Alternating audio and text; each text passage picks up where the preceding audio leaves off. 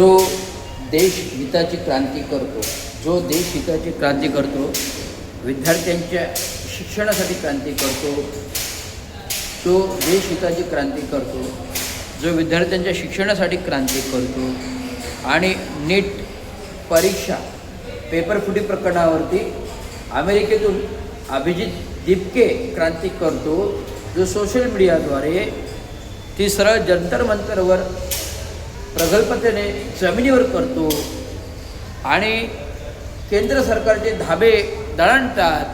कारण की सार्वभौम असे घराघरामध्ये हे जनआंदोलन पसरते, घराघरामध्ये असं जनआंदोलन पसरते. या जनआंदोलनाने शैक्षणिक धोरण किती महत्त्वाचं आहे, शैक्षणिक धोरण किती महत्त्वाचं आहे हे साऱ्या युवा पिढीला पटलेलं आहे, कारण त्या घराघरातील लोकांना पटले. त्यामुळे नीट पेपर परीक्षा फुटी प्रकरण हे प्रकरण नाही राहिलं तर राष्ट्रव्यापी चळवळ राहिलं.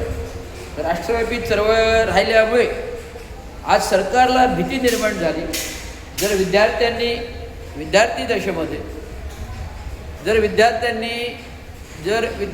विद्यार्थी दशेमध्ये जर अशा प्रकारचं आंदोलन जर युवा पिढीने हातात घेतलं तर सरकारही कोसळेल, तर केंद्र सरकारही कोसळेल, राज्य सरकारही कोसळेल. जेवढे BJPचे अंधभक्त आहेत, जेवढे BJP RSSचे अंधभक्त आहेत, तुम्हाला सांगू शकतो संविधान आणि कायदा हा सर्व मोठा आहे. तुम्हाला सांगू इच्छितो की संविधान, कायदा आणि घटना, तुम्हाला सांगू इच्छितो की संविधान, कायदा, घटना सार्वभौम महत्त्वाचा आहे. आणि संविधान कायद्याअंतर्गत देशामध्ये अन्याय अत्याचारावरती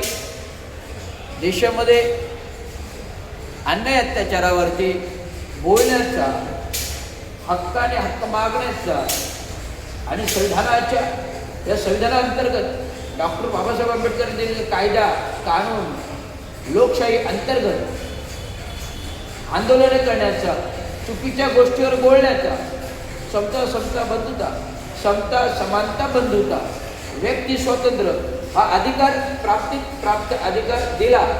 आणि ह्या अधिकारानुसार आज हे आंदोलन जनक्रांतीच्या स्वरूपात झालं, घराघरातून पेटलं. म्हणून सरकारला धर्मेंद्र प्रधानांना राजीनामा द्यावा लागला. सार्वभौम हा या आंदोलनाची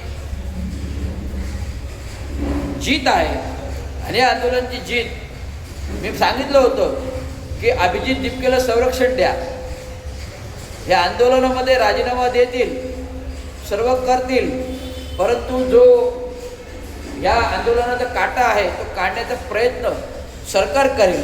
त्यामुळे अभिजित दिपकेला, त्याच्या आईवडिलांना, पालकांना 65,000 पगार असताना अभिजित दिपकेला अमेरिकेत कसं पाठवलं, हा जो काही मुद्दा आहे, तर ह्या मुद्द्याचं विश्लेषण करू शकतो की आज अर्थकारण मुक्त आहे, आज बँका मुक्त आहेत.